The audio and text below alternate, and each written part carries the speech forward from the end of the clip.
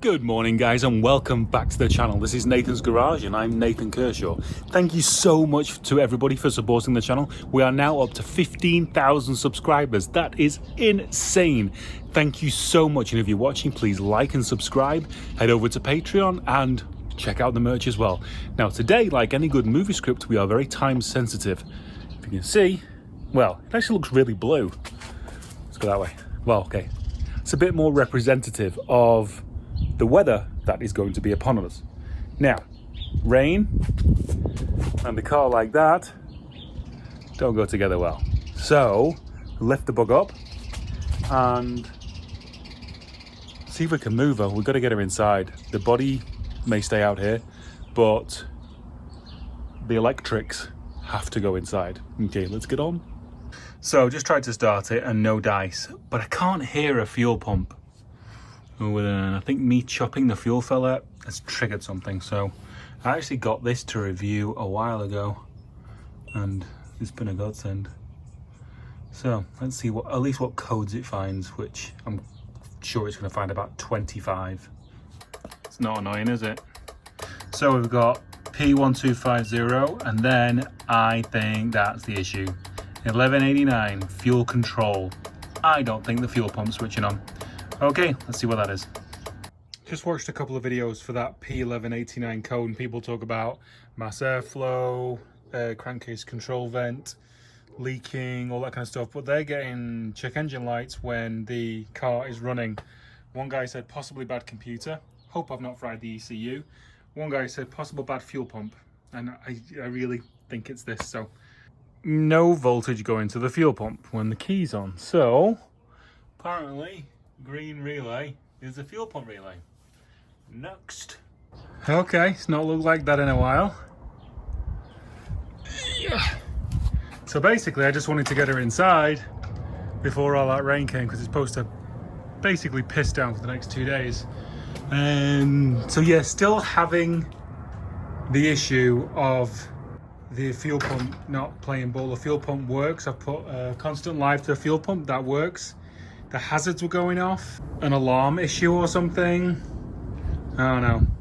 I'm getting 11 volts to the thin brown wire, the fuel pump plug. All fuses are good. Got power at the relay. I am stumped. I'm gonna go inside, have a shower, sit down with Bodhi, break out the laptop, do a bit of research. Well, that was a bit of a disappointing day. Kind of hoped that there's some kind of electrical answer, but it's going to take a coat of Googling right now. So there we go, she's back out, as bare as she's ever been, and less of her.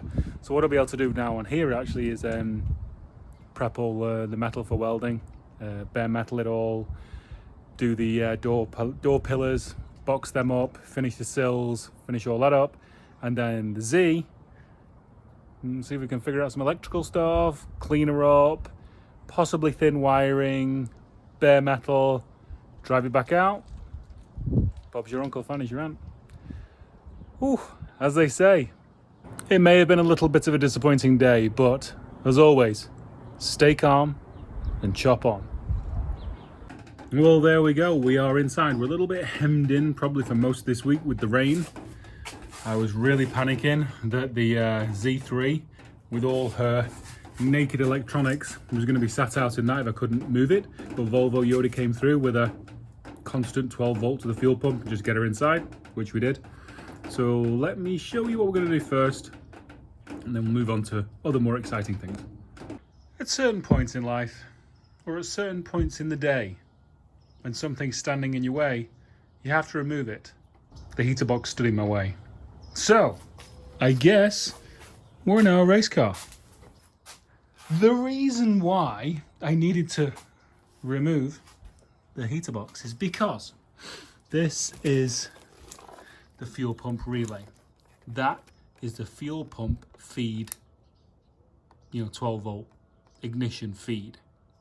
So I should have continuity between that and that, and I don't.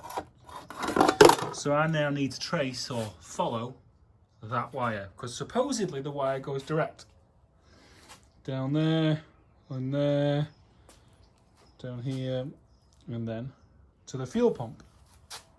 We're about to find out whether it's a direct run. On the back of my heater box antics, I think we really haven't reached the point where I'm going to thin wiring. It's doing my head in, just trying to tuck all this massive wires over there. Some may consider me a plonker.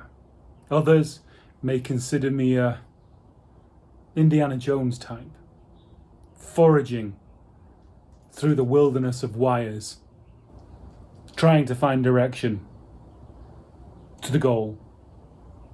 Dun Chalice. And I did. So I was probing the wrong relay. So where are we? Well, whatever, down there. I followed the wire all the way. I'll show you. This green wire, which is the fuel pump feed. I just traced it all the way through the entire loom and found the relay on the other side over there. Swapped them. Fired straight up. Awesome sauce. So now I'm going to start thinning. Let's get our chop on. It's really weird with having a little break over the weekend. I kind of lost my direction with the build and was a little despondent this morning, trying to figure out what I was going to do next. But we're back on track now. Wiring is all free of the vehicle, and you would think that was the easiest point. But we just got to get it out of the car, so we have to fit all this behind the pedals. Joy. And there we go. That should be super easy to sort out, right? 10 minutes and back in and have it running in 15. Wow, BMW, what were you thinking? This is a small sports car. I feel like I want to convert it to a triple Weber 40 side drafts. Need 2 wires, 3 wires.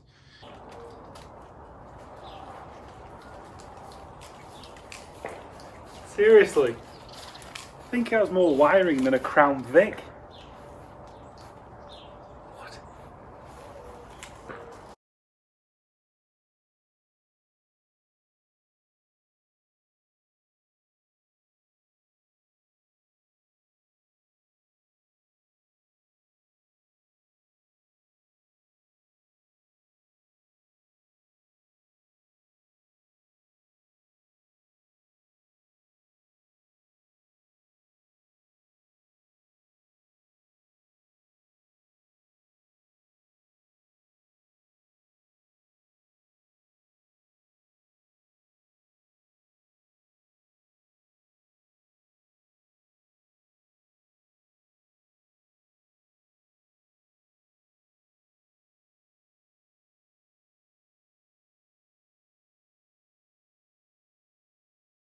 Thinned loom, yes, that's thinned. The unthinned, or the thinning is there. So we're going to put it back in now. Now there are a bunch of relays down there. Obviously I was trying to thin this area. That's my primary concern, is trying to get rid of the bulk around this area. And it's happened to a degree, not a huge amount. Now a lot of those relays I don't need, but I didn't do this off a wiring diagram. I just backtraced what I didn't need. Moving forward, I'm going to look at a wiring diagram and look at, for the fuses and relays and see what I don't need, and then backtrace from those, and that again will thin this even more. But this is as far as I'm going to go for now, and hope and pray that she runs. Definite deep breaths having to be taken right now because I'm starting to lose the plot, stress-wise and just wiring-wise. Who'd have thought? The easy part is chopping the car up to get the bug to fit on it. The hardest part, trying to hide all this goddamn wiring. Now, I'm actually following the original architecture of the wiring, and I think I may be going wrong with that, because this whole setup came down here and was here in the engine bay. Now, I have deleted pretty much everything, so I have a hole there. So I am thinking I can put all this stuff on the center console. Still gonna have enough wire for this to go to the steering column and the gauges, and then I'm gonna run the lighting loom that goes around the front through that central hole. And I think I'll have enough wire. I think that'll work, and that'll get everything out from around the pedals, which is a nightmare right now. Whenever I need to move the car, the wiring all wraps around the pedals and it's just a pain in the arse. Definitely a stand around and stick your tongue out and ponder phase. Oh, did I show you this? Obviously, there's going to be several passes. Look at the state of it. So basically all that was near where the master cylinder is. So we'll bring that like that. That can all live center console area. So obviously it's not really going to be there. This is all steering column. All that steering column. Wiper motor. The all important clutch switch, which has been temporarily extended. Yeah, like all this can kind of go in there. It's going to be one hell of a soldering party.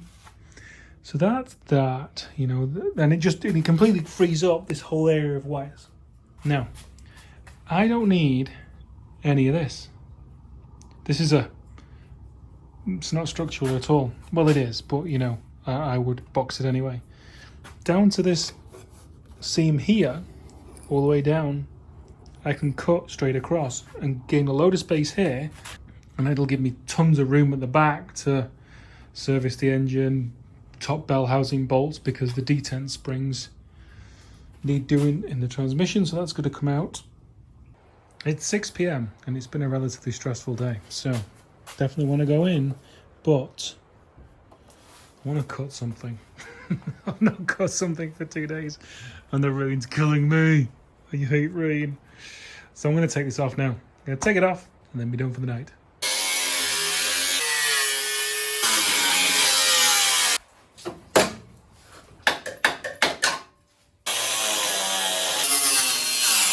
So we've got rid of some unnecessary space being used. I'm going to investigate a header tank that can go in there, because obviously that's a more logical place, but that may be a good temporary place.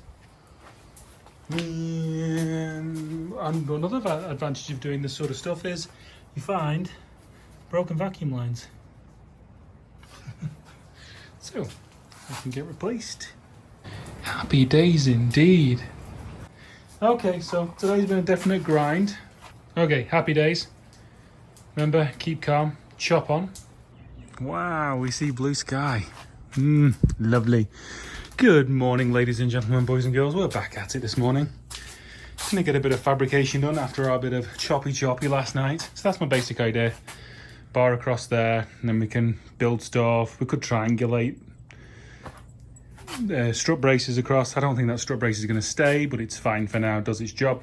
And I think we're going to double skin the strut tops. Then, well, before that, I'm going to do this bar.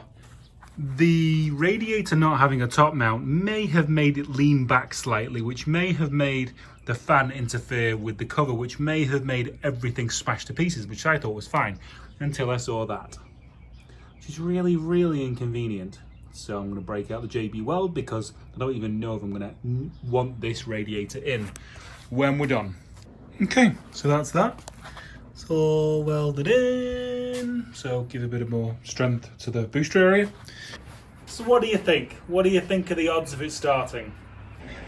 About to find out. Fuel pump primed. Damn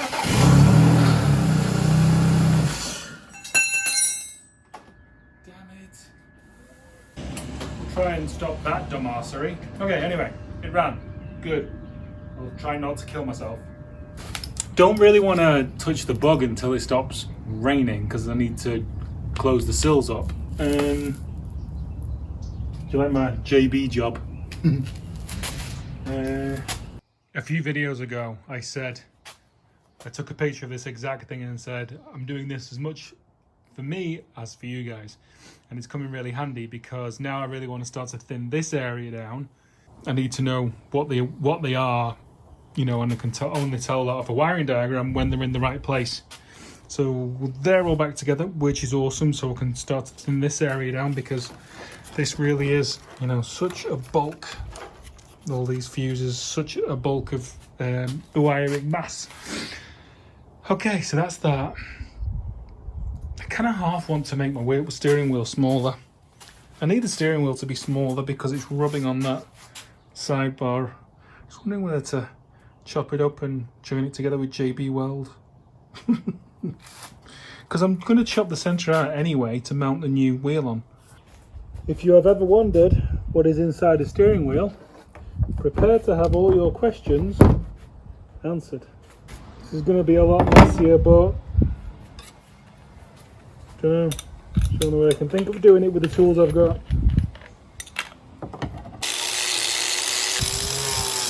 It's going to be a really pretty wheel. I wonder if it's...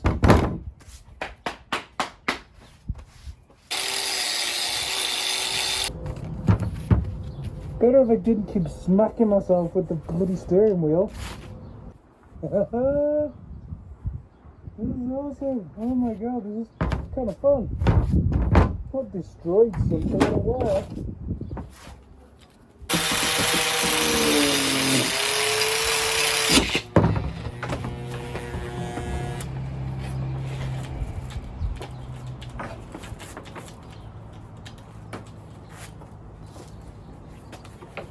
That just happened.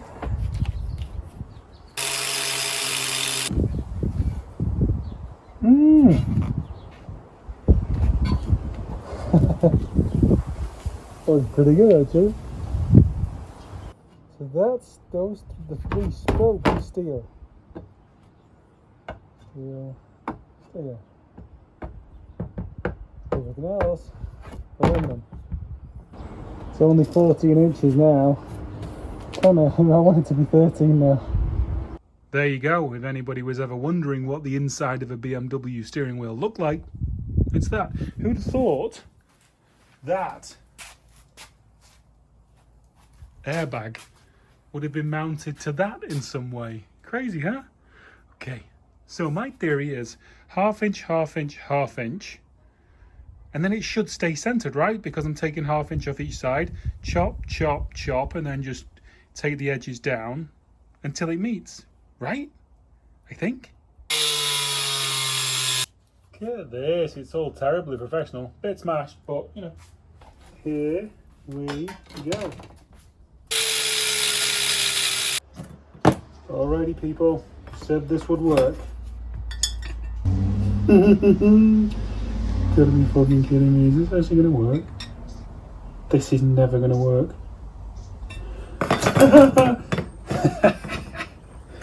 You gotta be kidding me. Let's see how much of a cock up this really is.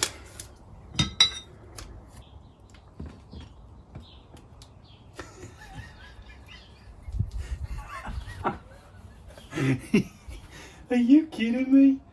What? Come on, that's insane. Oh my god. This is hilarious. That's 13 and a half. Do I want to take more out? This is just too good. This is just too good. This is excellent. This is so good. Do you want to go smaller? Gonna go a little smaller. Right, taking a tickle more off. Well, the wheel isn't round anymore, which is kind of weird. Damn it, I think I may have gone a little bit too small, which is a bit frustrating. No. Ah! No, it's all going wrong. It's all going wrong. Okay. Moral of the story. Quit while you're ahead. Shit. YouTube tape, it moves. With this on-the-fly design of mine, it needs to. Oh no. No, if I bend it back, it's going to snap even more. Oh no, it's so bad. Oh, it's going to snap. Fuck. I was so good before. Why did I change it? What a dick.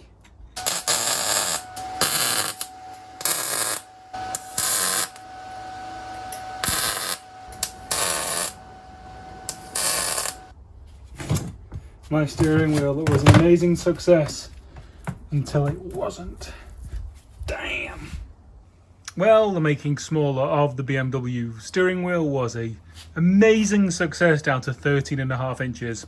Under that, it slipped well and truly into the pig's ear category. It'll still get the job done, move the car around, and I will save my knuckles on that outer bar. So we're still playing with wiring, but for this episode, I am going to call it. One really exciting piece of information is we have a new piece of merch that's out that is keep calm and chop on. And that's all we can do right now. Get in the garage, work on your cars. All right, guys, thank you so much for watching. Thank you for subscribing, liking, sharing, buying merch, heading over to Patreon. Thank you so much, everybody. See you next time.